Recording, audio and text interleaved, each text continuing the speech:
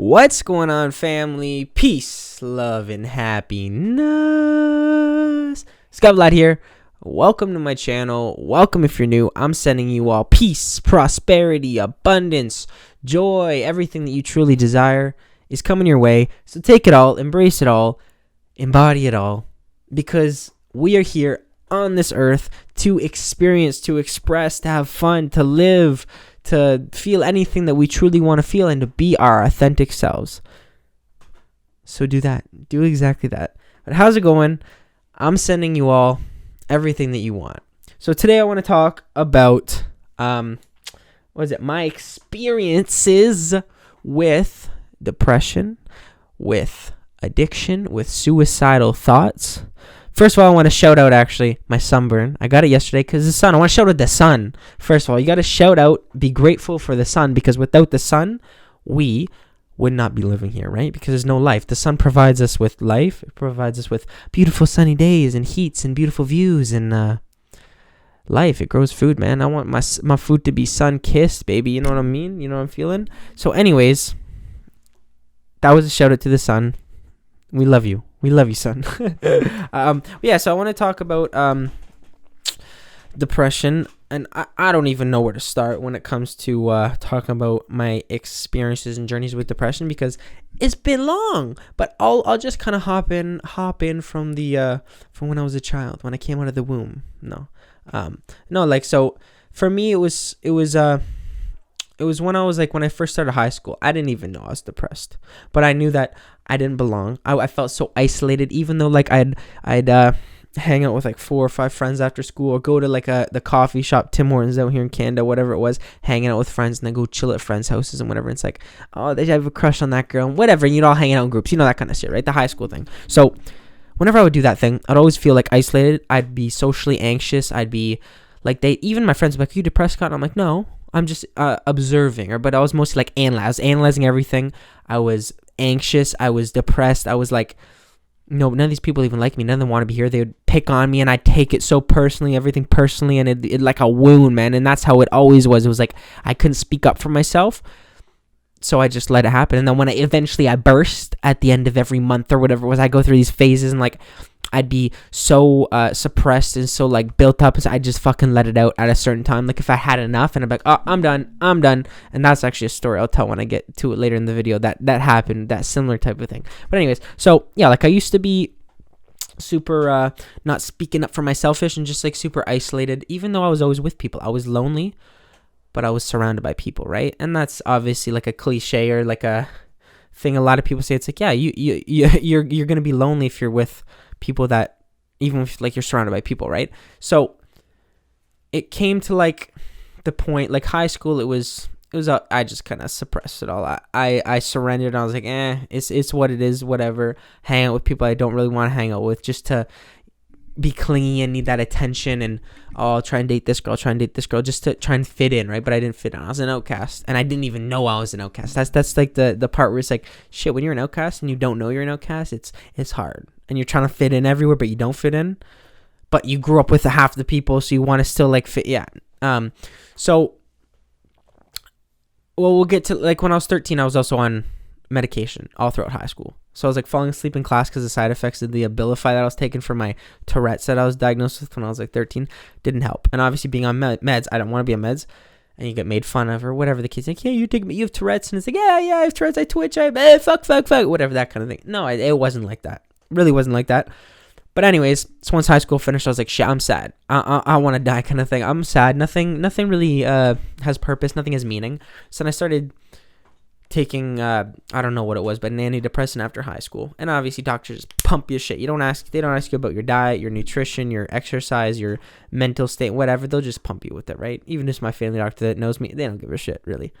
But so yeah, I go on those meds after basically out of high school. Yeah, I was 18, and obviously they didn't work, But when I came to high school, I was oh, drugs. I was what are drugs? I always said, I'm never going to do drugs. I'm never going to drink. I'm never going to smoke. I'm going to be me. I'm never going to date a slut. Or I had all these high expectations and shit. And it's maybe that's why I did them eventually, because I set the bar too high, and I was never going to do them because whatever the case is, right? So I'm sad. And I started drinking. just before I turned 19, which is a legal age here in Canada. So then I started going to bars. I was like, oh, you know, bars are cool. I'd go like on a Friday or Saturday night once I turned 19. Yeah, this is fun. I can get drunk, feel shit the next day, whatever. And then I discovered weed.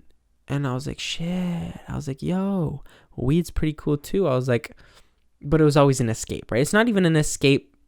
It's an escape from your emotions. It's not like I'm addicted to escaping how I'm feeling. That's what it is, right? And the drugs and the alcohol just do that. They're the tool that I'm using for the escape, right? To escape from the present moment, to escape from this reality, these feelings, to numb them or to enhance the feel, whatever the case may be, right? And I wasn't obviously supposed to be smoking weed or drinking really on antidepressants, but I mean, I was like, I'm not gonna get schizophrenia. I'm not gonna go psychotic, which eventually happened, but that wasn't exactly from all that stuff, really. But so like it was much like depression and like you don't want to do shit. I'm still smiling half the time, right? It's kind of genuine. Sometimes it's fake. And then I'm always regretting things. Like you enjoy time, and then like, oh shit, you're analyzing it. That wasn't fun at all. I got made fun of. Oh, why would I say that? Why would I say that? What did they say to that? Oh, analyzing the past, or worrying about the future too much. Then you just fuck it up altogether, right? I became bankrupt, a debt consolidation because I was addicted to everything, gambling, fucking drugs, alcohol, doing all that shit, and just escaping. And ultimately, it was like I was sad. Right? I was sad and suicidal. And the most part, like it gets worse, obviously, when you're doing drugs all the time, like mostly smoking weed every single day, and then I became a stoner, so I was like nonstop. I can't even work without smoking weed. I still smoke here and there. I don't have an issue with it as long as it's like not hindering your growth. It can, just don't do it too often, you know, and make sure you know what you're smoking. Alcohol, I don't drink anymore. I'm sober. And cigarettes, try not to do that. There's no purpose in certain things, right? And gambling, of course, no. I don't gamble anymore. No point in that. Just lose your money. You're never going to win. And if you do, you put too much money in still. You're never going to win.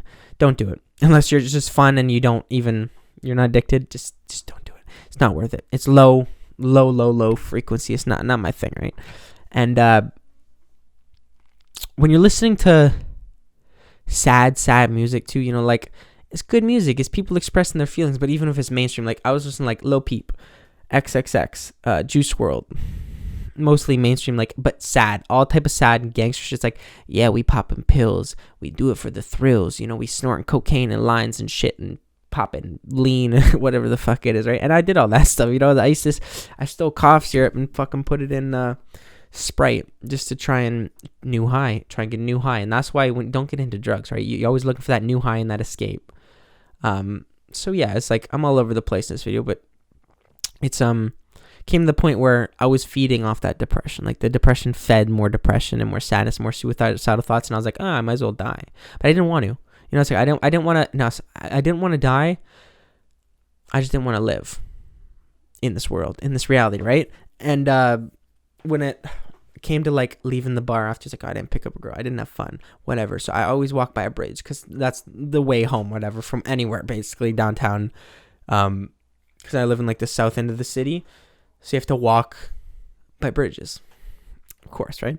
So every time I look by, like, I'd be like, oh, I gotta jump. It's so sad, but I want to jump. I gotta jump. It's over. But I was afraid of like the pain. I was afraid of the suffering if I didn't die. If I'm just like broken legs or fucking broken back, and then you have to live with that. And it's like, I didn't want to die, or I didn't want to feel that pain if I were to survive, and I didn't want to leave this world behind without doing something. Like if I was like looking in like a room after death before you go in like a next life or like fucking another, whatever the case is, whatever is after death, right?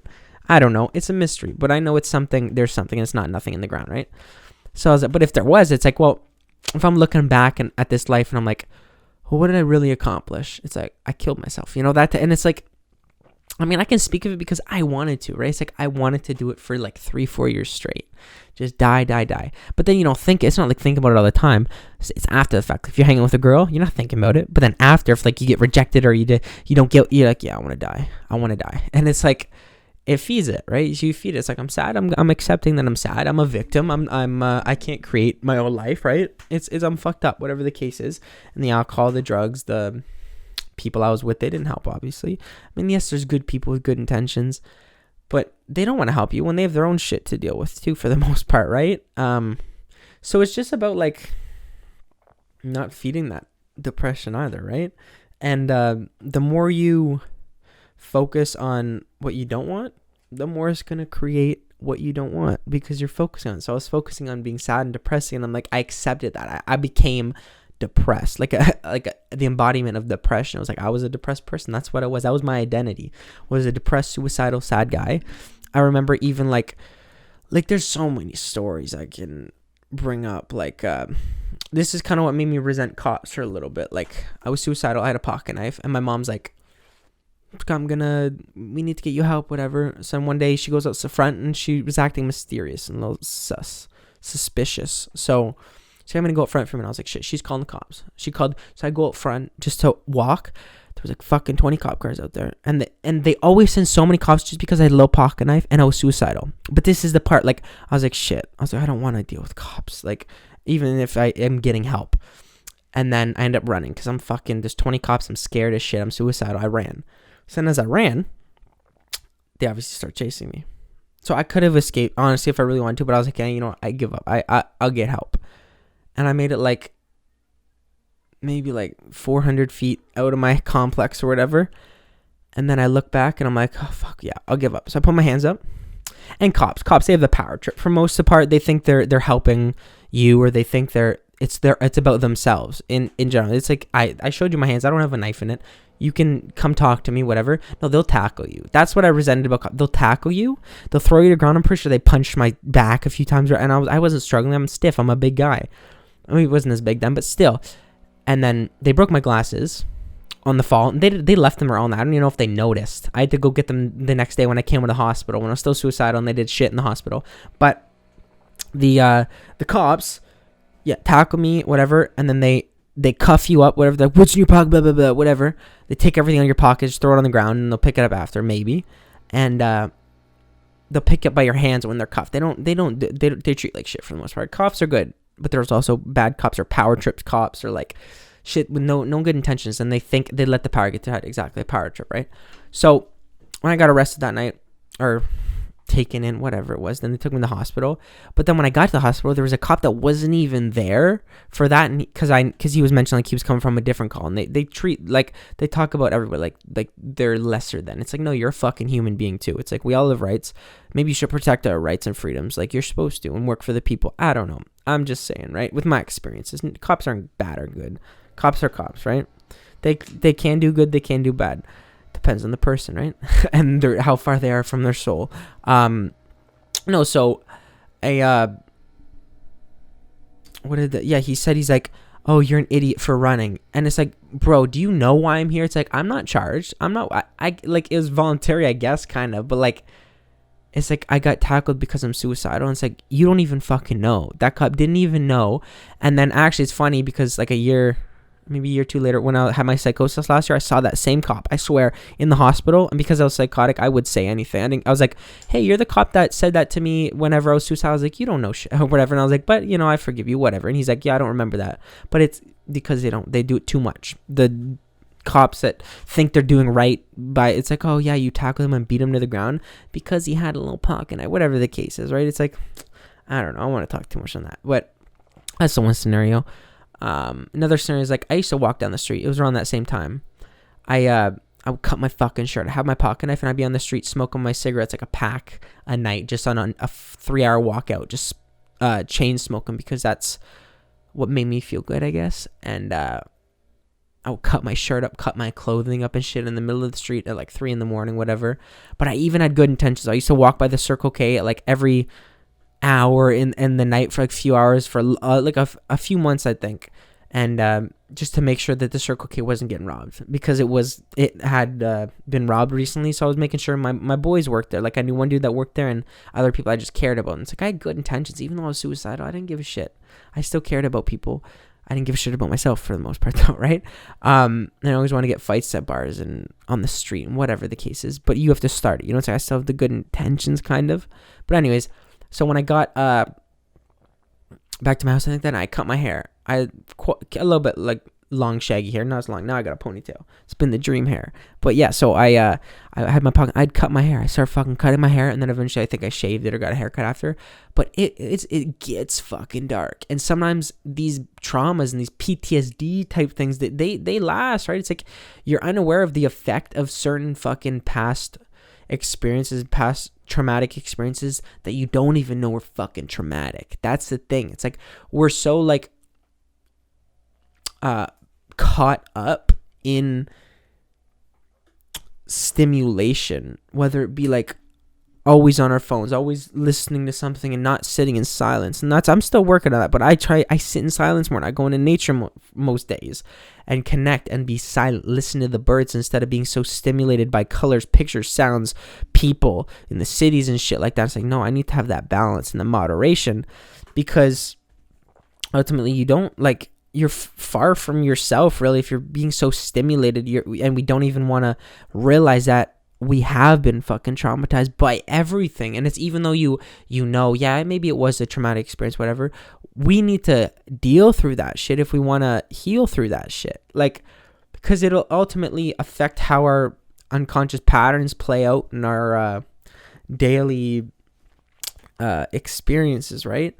And I mean, hey, like, if you're fine with doing whatever you're doing, that's fine. But it's just make sure that you are aware. And even if you're aware, doesn't mean you're you embody awareness. It just means you can be aware that eating McDonald's is bad for you, but you still do it. But if you embody the awareness of certain things about it, I guess, like, then it's a totally different. It's like, no, it's like I used to eat McDonald's, and I knew it was unhealthy.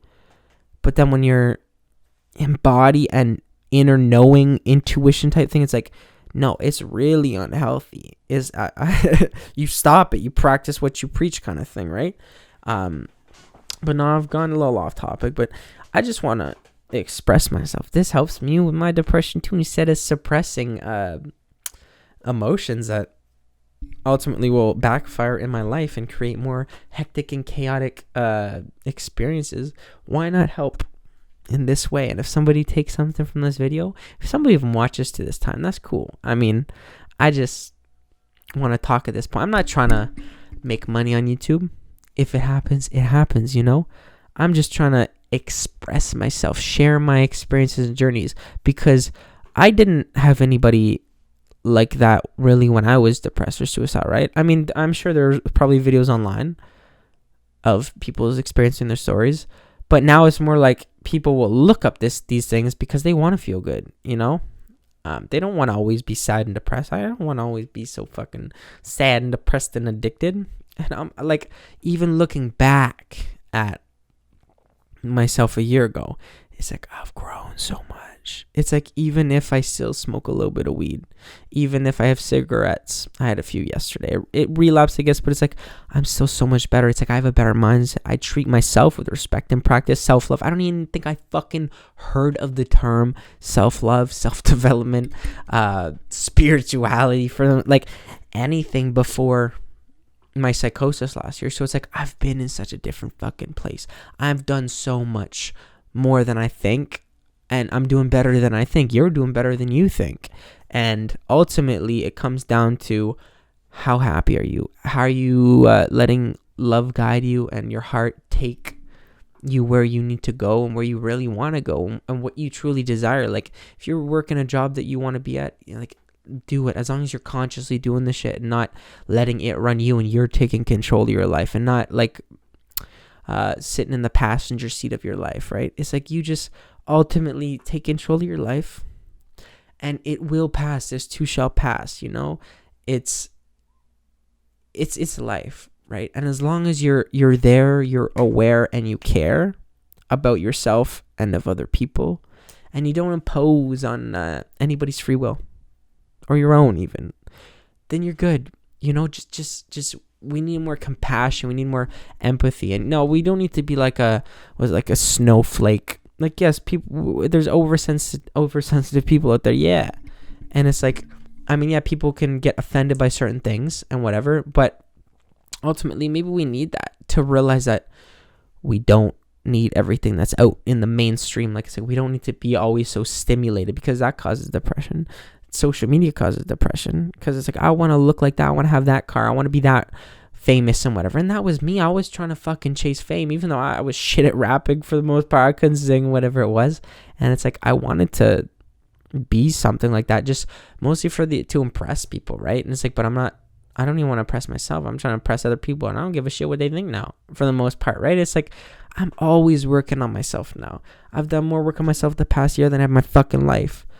And I'm aware of more things in my life than I ever was. And I'm 22.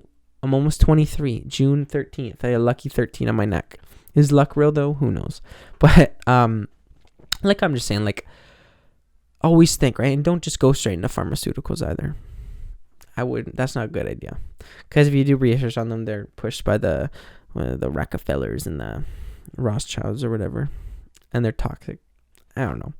Just saying. Do your own research. Don't trust me. Trust yourself. And know that it will get better. Life will get better if you have that intention that it will get better. If you accept that you are where you are, be grateful for where you are, and have some type of idea and vision of something you want in your life. You know, I don't know what I want to fucking do in life to make money and an income and be happy. But I know that I like cats. Okay, so I'm going to cuddle my cat. I like sports and exercise and food, vegan food. So I'm going to do that shit. That's simple. And that's one extra thing I'm doing, right? I have my priorities. It's like, and I'm getting a job soon. Right? It's like, even though I don't fully want to be working a job that has not as much purpose or value to my mission, but it's still a purposeful thing. Unless it's like working at McDonald's, I would never work at McDonald's. Never wanted to work fast food, but because that has no purpose. Even if it's food, I don't give a shit. It's not food. But that's my opinion, right? You can have yours, I can have mine. You could eat McDonald's. I don't give a shit. It's not me, but I'm me, and you're you. I still care about you, but I can only care about myself to show you that I care about you.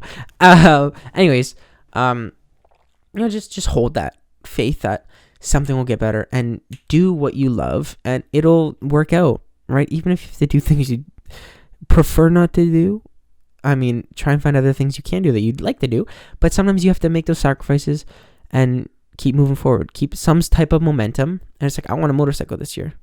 I'm getting a motorcycle this year. So I'm speaking it, but I'm also taking action towards it. I'm looking up shit with like motorcycle helmets and motorcycle prices, fees and insurance and licenses. I have my M2, but just got to make sure it doesn't expire, which it should be good. And it's like, that makes me happy, you know? And it's like, even because of material, I don't give a fuck, you know? So it's transportation. It's fun. It's the embodiment of freedom.